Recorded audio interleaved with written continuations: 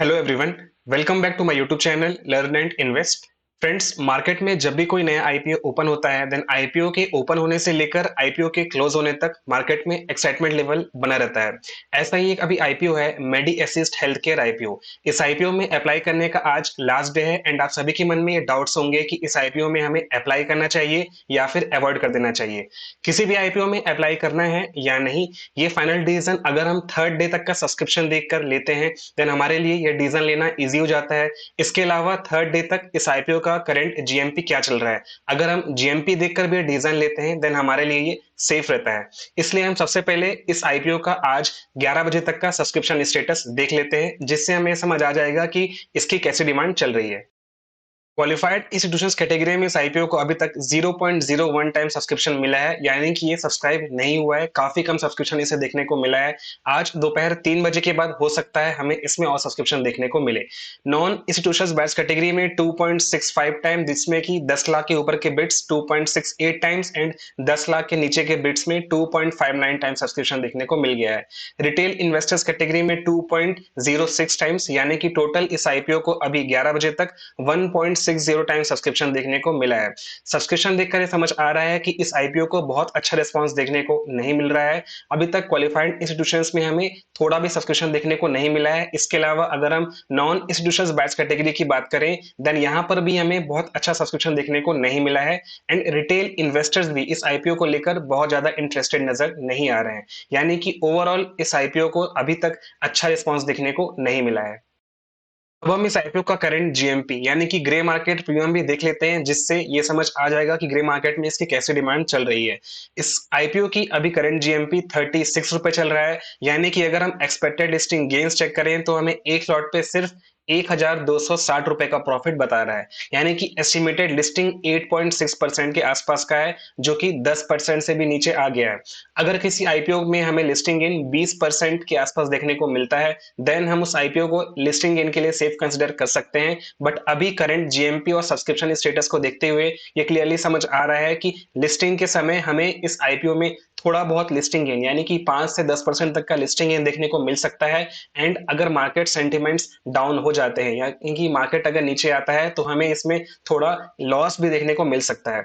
इसलिए अगर आप इसमें लिस्टिंग गेन के लिए अप्लाई करने का डिसीजन ले रहे हैं देन आप करंट जीएमपी और सब्सक्रिप्शन का ध्यान जरूर दें, क्योंकि दोनों को देखते हुए ये लग रहा है कि हमें इसमें लिस्टिंग इन देखने को नहीं मिलेगा। एंड अगर मिलेगा भी तो थोड़ा बहुत ही मिलेगा, 5 से 10% तक का। एंड अगर मार्केट कंडीशंस और अच्छे हो जाते हैं तो भी हमें थोड़ा और लिस्टिंग इन देखने को मिल सकता है। बट इस आईपीओ में हमें ज्यादा लिस्टिंग इन देखने को नहीं मिलेगा।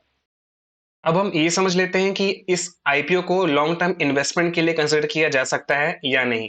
इस आईपीओ की रिव्यू वाले वीडियो में मैंने आपको कंपनी के बारे में एंड कंपनी के रेवेन्यू मॉडल, बिजनेस मॉडल के बारे में सब कुछ एक्सप्लेन किया है। अगर आपने वो वीडियो अभी तक नहीं देखा है देन वीडियो का लिंक आपको डिस्क्रिप्शन बॉक्स में मिल जाएगा।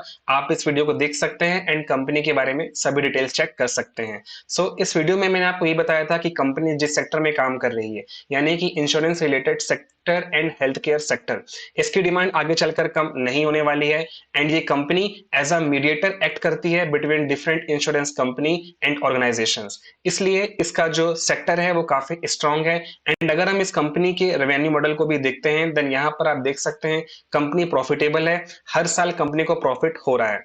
इसलिए लॉन्ग टर्म इन्वेस्टमेंट के अकॉर्डिंग ये कंपनी सेफ नजर आ रही है। आगे चलकर इस सेक्टर की डिमांड और बढ़ने वाली है। बट यहां पर आपको ध्यान देना होगा कि अगर हम करंट आईपीओ प्राइस को देखें तो कंपनी जिस वैल्यूएशन पर लिस्ट होने जा रही है वो थोड़े महंगे हैं। अगर आईपीओ प्राइस थोड़ा और कम लाया जाता तो हम ये बोल सकते थे कि आप अभी डायरेक्टली इस आईपीओ में as a long term investor apply कर सकते हैं। इसीलिए कंपनी जिस प्राइस पर ये आईपीओ लेकर आ रही है, हो सकता है आईपीओ लिस्ट होने के बाद हमें इसमें थोड़ी बहुत गिरावट देखने को भी मिले। इसलिए अगर आप एक रिस्क लेने वाले इन्वेस्टर हैं एंड आपको ये कंपनी का बिजनेस मॉडल सही लग रहा है, तभी आप इस आईपीओ में as a long term investor अभी एंटर करिए।